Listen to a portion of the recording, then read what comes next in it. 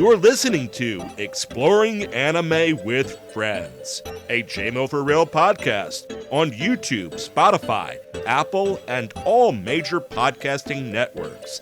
I'm your host, JMO! And today's friend is my guest host, Rusty. How's it going today, Rusty? Going good, John. How about yourself? I'm doing really well. Are you excited to be on your first ever edition of Exploring Anime with Friends? Yes, I am. Awesome. All right, today we'll be exploring the world of Sakamoto Days, a action thriller with comedy sub-themes released in January of 2025. First, we'll meet our main character, Toro Sakamoto, and learn a little about his history. Then we'll be introduced to the other members of the Sakamoto family and discover how they became a part of it.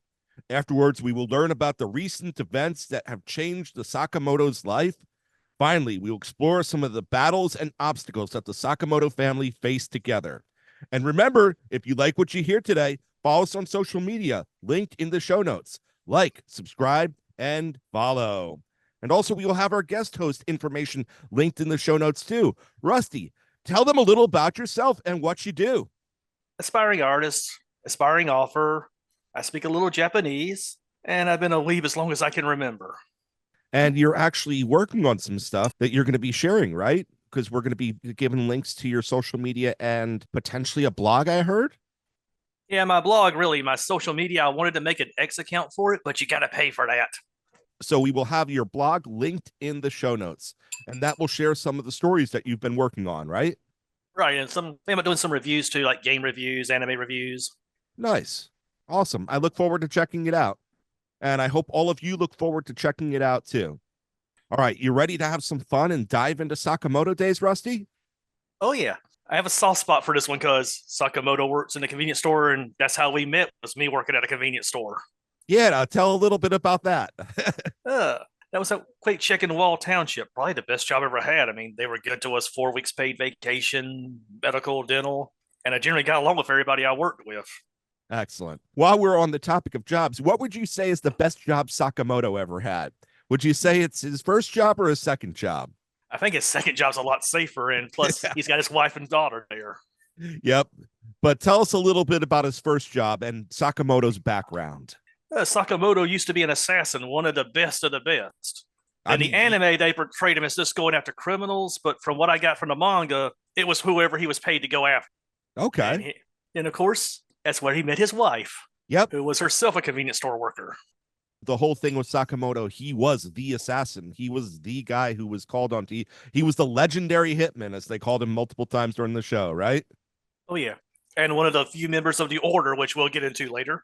Yep. No, one of the few members of the Order, a very exclusive organization inside the largest hitman association in Japan. He had everything going for him. He was living the life. And then one day when he was in a convenience store, he met the love of his life and he left it. He just left it cold turkey. He didn't look back. He became a family man. They had a child, and then he grew to larger proportions, making the world think that he had completely gone soft and given up his whole lifestyle in the past. But let's talk, before we get too much into that, let's talk a little bit about his personality. Anything stand out to you about Sakamoto's personality? Very stoic guy, like he's very quiet, but as we'll see later, he's got a lot of violence deep down inside of him still. Plus, he becomes a total goofball when it comes to his daughter, like he's almost a different person. Yeah, like a giant teddy bear when it comes to his daughter, right? Oh, yeah. And some of the things he will do for his daughter. Oh, my goodness, yes. No, he will do anything to keep his family safe. The love he found is not a fake love. It's a true love. And it's a very, like, I'm not saying it's possessive in a bad way, but there's traits of possessiveness that are somewhat good. It's like when you are protecting it at all cost, and that is definitely shown with him. So he cares a lot about his family, whether it's the one he married in, whether it's the one he gave birth to, or whether it's the ones that he has welcomed into the family after the point. Talk to us about Sakamoto's wife. That's probably the one person that can also scare him, because when she loses her temper, he is terrified of her. Oh my goodness, yes. I mean, later on, we meet a character by the name of Boiled who judges how intense people are and calls them hard boiled if they're very intense. And he's like, oh man, she's hard boiled too. It's like, not that that means like too much out of context, but at the same time, you can tell that she's as much of a BA as her husband is, and she has laid down the family rules that they all have to follow. So, talk to us about the few family rules that we get introduced to in the first season. What is the number one family rule? The number one is, of course, you do not kill. You kill, you're out the family. I'd like to think there's a self defense clause in there, but I haven't seen one. Yeah, I mean, I don't know if there's a self-defense clause in there, but as we've seen on multiple occasions, Sakamoto can just flat out incapacitate people without having to go lethal with any attack whatsoever. So I'm guessing there might not even be a self-defense clause in there. And her whole thing with when you kill someone, no matter how horrible of a person they are, somebody loves them. Somebody cares about them as much as he cares about her, as much as she cares about him. And she's all for the villains being punished, but she's not for the innocent family that care about the villain being punished as well. And I think we see a few other rules as the season goes on. There was one other major one that was highlighted at a certain point in time when a secret was being kept. What is Sakamoto family rule number 6, Rusty? No secrets. One of the first times we see her angry, well, it was him keeping a secret from her, and she lost it. So she's a very fiery personality. She complements Taro really well because his intense yet aloof personality is complemented very much by her joyful and boisterous nature, right? And she's got her own sweet side, too. Like, I mean, she had a lot to do with who got brought into the family. Yeah, 100%. Now let's talk a little bit about Hana Sakamoto, their daughter. She makes me think of Autumn a little bit. Yeah, no, I mean, she's just an adorable bundle of energy, right? Mm-hmm. In her own way, she's also a tough little thing. And Sakamoto is very protective of her. Yep. I don't know this show, can't remember this show up in the anime because sometimes I get the manga and the anime mixed up. But at one point, a little boy flirts with her, and Sakamoto responds by drawing his pistol, and his wife's like, "No, dear." No, that did not happen in the anime, but I'm so glad you brought that up because I haven't read the manga yet, but I definitely have to. The other thing to point out too is she's fully aware that her dad used to be an assassin. Like she's fully aware that he lives that there's still danger around him all the time. Yet somehow she's just very calm and accepting of it, almost like this is normal life, right? He hit very much. And in fact, there's a episode that got kicked out of the anime where, if I remember right, it was Hana and her mom on a train. Some criminals hijack it, and they're just as calm while everyone's panicking, like, "Oh, don't worry, Sakamoto will come save. Oh, Daddy will come save us." Which, of course, he does, and he beats the tar out of the kidnappers. As we're talking about that, maybe it shows up in the second half of the first season because they did their first season in two different parts. We're covering the first half of the first season right now, episodes 1 through 11, and it's going to be re-debuting during the summer. So hopefully some of those episodes got bumped to the second half of the season. All right, so now let's talk about some of the people who got adopted into the Sakamoto family, starting with Shin. Now, you're telling me that there is a huge difference between the way he appeared, what he was in the past in the manga versus the anime. Talk to us and break that down. In the anime, he's portrayed as Sakamoto's old partner, and they work together. But in the manga, Sakamoto was outside the order. He didn't work with anybody. Shin's a newer assassin, and he idolized Sakamoto and wanted to become his apprentice. And Shin also has one very key important power. Do you remember what that is? Telepathy. It's like one of his big storylines. And the group of scientists that helped to create Shin got overtaken by a corrupt organization, and they're trying to bring back Shin to perform experiments on him. So it's definitely one of those things where he's getting targeted. Every member of the family is getting targeted at some point in time or another. And for Shin, it's because of his telepathy. And to be fair, too, he also was ordered to perform a hit on Sakamoto. And he's like, I can't do it. Like, I can't do it. And at that point in time, the hitmen now call a hit on him, too. And Sakamoto helps him battle through it, just incapacitating the whole organization. Oh, any comments you want to make off of that opening episode and how Shin joins the family? That's where we learn about rule number one, I believe. It's either the first or second episode. Shin's commenting about how Sakamoto just destroyed them. And of course, Aoi's like, wait, you didn't kill anybody, did you? In this He's like, very dangerous voice. And Sakamoto's shaking his head. You see his chin just swinging around too. I like how his chin's it's even more overemphasized in the manga, the way his chin will shake when he's shaking his head. oh, it's so hilarious when it happens. And a little bit about Shin's personality, really quick. Just give us the quick. He always struck me as a laid back guy, but to quote TV tropes, he's the only sane man in his organization because he could never quite catch on to how other characters were so quirky and strange. Because if Assassination Classroom taught us anything, assassins are very interesting individuals in anime.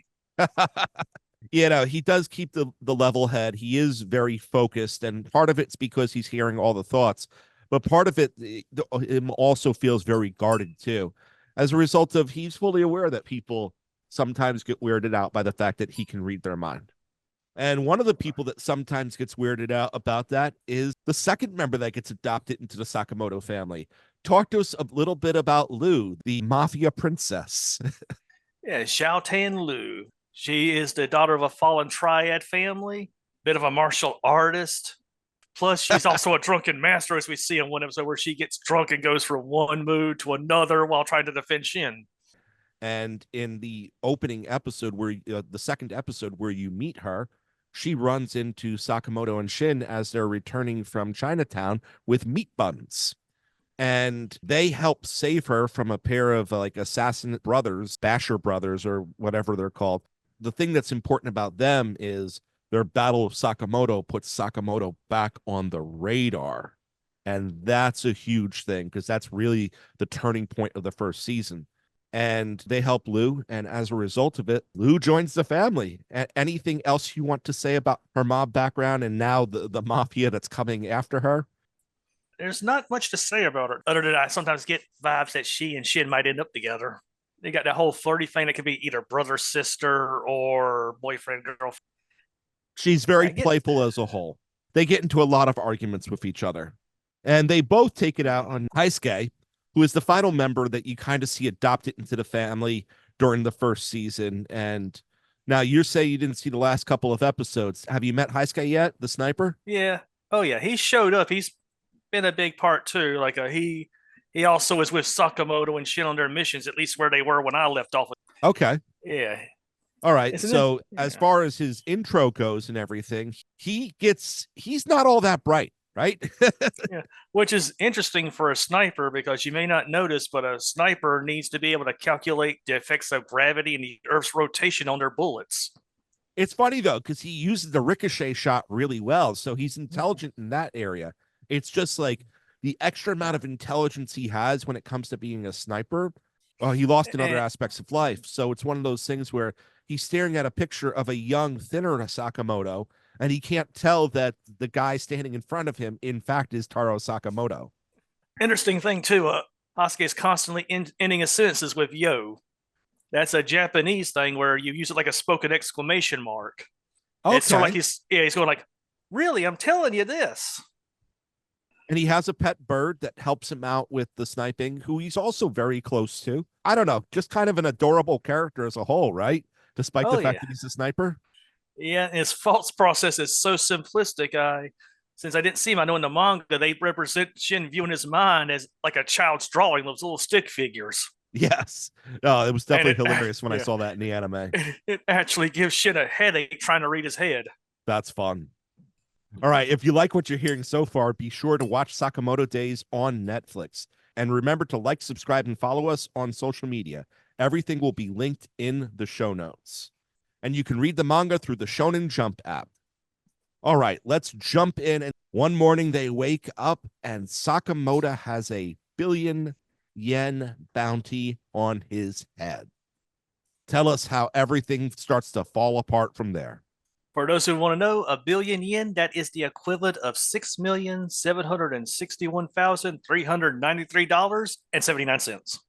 All right, cool. Yeah, when that hit's put out on him, first he gets his warning from an old friend that shows up. Of course, it's got Aoi and Shin going, what's going on? Why is Mr. Sakamoto so talkative all of a sudden? And that old friend that shows up is Yoichi, for the record. Who is a master of disguise. Oh, yeah, because when the kids come in, when they come in, they see that Sakamoto standing behind the register and he's very chatty. Then Sakamoto walks in the door and it's kind of like, oh, what's going on? And then Yoichi just proves that he could kill someone on the spot, but he doesn't because he's not really looking to do that right now. And they had that whole fight, and again, that brought back memories. You'd be surprised how many times assassins started fighting in Quick Check when you and Sarah were shopping there. That may or may not be true. Assassin fight in convenience stores all the time. Is that what you're telling me? It happens more than you'd think. Oh, fun. But yeah, and we later find out that Yoichi is a member of the Order. Talk to us about the Order a little. That is the elite of the Japanese society. Like, generally, each one is almost a one-man army by themselves. And to join the Order, typically have to kill another member and be accepted by the remaining ones.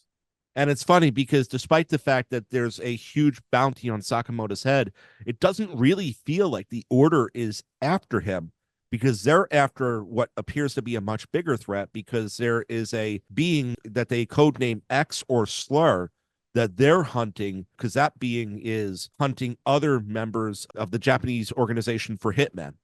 Sakamoto is like, yeah, okay, he's got $1 billion yen bounty on his head. I'm guessing for the average member of the Order, $1 billion yen isn't that big of a deal. Someone who's killing their own is a much bigger deal. Oh, yes. Like, as messed up as the Japanese Association of Assassins can be, they still look after their own, and you come after their own, they are not going to be kindly to you. Only they get to kill their own members. Oh, a quick note on the Order. They're only allowed 10 members, but never in their history of it, they had a full roster. Oh, that's pretty cool. So now you have everything set up. You have all sorts of different hitmen coming after Sakamoto, whether they're high-end professionals that are getting hired by places that don't like Sakamoto, or whether they're independent contractors, some really weak ones. You have them coming after him. You like have the pizza man. Yeah, the pizza man. You have Shin being chased after by scientists that are associated with Slur, that are associated with X, whatever terrorist organization this is. They're coming after him because they want the science behind that work. And you have mafia families coming after Lou because she's supposed to either come back or die. Like, that's really kind of the choice. And really, that's their family, and they've completely accepted each other. And you do something to one of them, you're doing something to all of them. Yeah, like when that pizza guy left a camera to spy on him, you hear Sakamoto say the most he usually speaks in the series, tell them, "This is your only warning. Leave my family alone." And then he shoots the camera. So, but at this point in time, he doesn't tell his wife.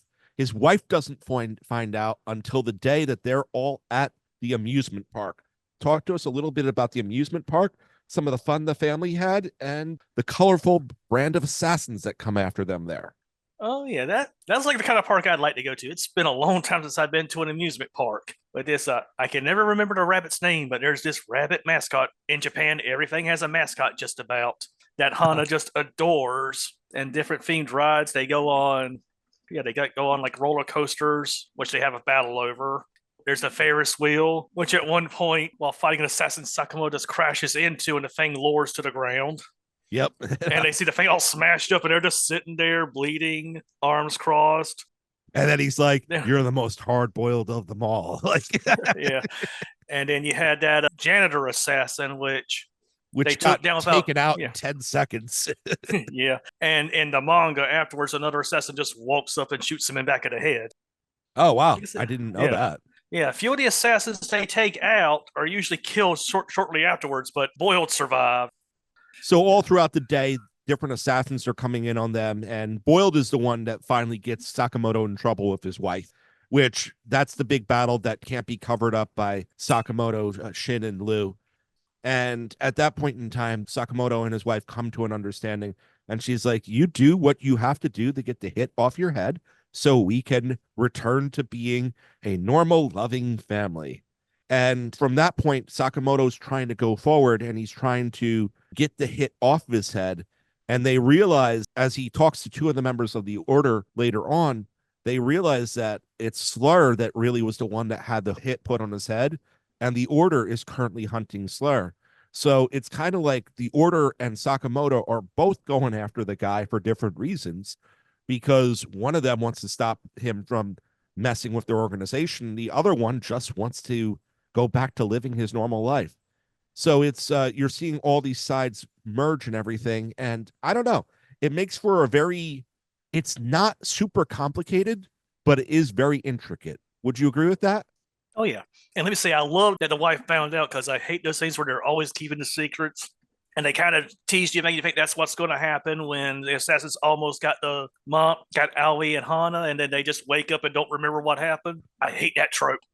Yeah, it only took about 2 episodes from when the bounty got put on his head to when his wife found out. I actually love the fact that they had it foiled so quickly, because she's bright. She knows what she married into. And while we're talking about the assassins, don't forget when Shin got blinded and Sakamoto was giving him the instructions on how to fight the assassin while blind. Yeah, no, that was absolutely insane. And Hana just thought her dad was really into the show. Yeah. As they find out in a live action show while Shin's dressed as the hero. Oh, so hilarious. All right. So, anything in closing you want to say about Sakamoto Days? What is something that you really love? Tell us why you like this series so much, and tell us why you wanted to do it with me. Well, this was one I knew, so I was like, hey, I know this one. And I have worked convenience stores. And again, you'd be surprised some of the crazy stuff. We'll just say I learned a few things about self-defense while I worked there from a guy. Oh, okay. All right. And but overall, what did you think of the series so far? It's really been an entertaining series. It's gone from almost like a family comedy to, again, I don't want to give you spoilers for where I'm at in the story, but it gets more interesting as it goes on. And one thing I think we skipped over is how they get their intelligence going to a movie rental place. I love that part. Oh, that's definitely hilarious. Getting the intelligence going to a movie rental place. For me, I found it to be very fun and very lighthearted. And you saying that it gets more intense as it goes on, it is a good thing in my mind, because at some point in time, I just kind of didn't feel the intensity, but I really enjoyed it, because I thought that the intricacy of the way that they wove the storylines in and out, and that they never stayed too long on one thing, that there was a very good flow and pacing to the anime. And it definitely had me laughing and chuckling multiple times and doing a series of awes and stuff like that. So I really appreciate Sakamoto Days. Oh yeah. I'm glad they did it with the anime, because I love the manga, but sometimes the stories I'm like, okay, y'all could have edited this a little bit shorter here. All right. So once again, we met our main character, Sakamoto, and we looked at some of the members of the Sakamoto family, include those who got adopted in. Then we learned about the events that recently changed the Sakamoto family's life. And finally, we looked at some of the battles that they had to face together as a family. I hope you had fun being part of the show, Rusty. Remember to check out Rusty in the show notes, follow his blog and everything. And I hope to have you back on again sometime, Rusty. Oh, looking forward to it. I'd love to, man. Excellent. And we hope you had as much fun exploring the first part of the first season of Sakamoto Days as we did, and consider watching the anime. So if you like what you heard today, make sure you listen to us on YouTube, Spotify, Apple, or wherever you stream your podcast. Listen to all of our JMill for Real podcasts, and hit us up on social media, like, subscribe, and follow. Once again, this was Exploring Anime with Friends. Let's explore together. And now for a word from our sponsors. Binbuster. Live from YouTube, it's Tuesday night, the call sign of the Binbuster YouTube channel. Once you hear this, you know you're about to embark on a journey through pop culture, movies, comics, and more. Buckle up and enjoy the ride every Tuesday night at 9 p.m. EST. Poppin' Cinema with Joe Mama and friends. Showcasing the power of cinema, join Joe Mama as he introduces different friends each week to a movie they have not seen before, popping their cinematic cherry as they talk about the movie they just watched every Tuesday at midnight.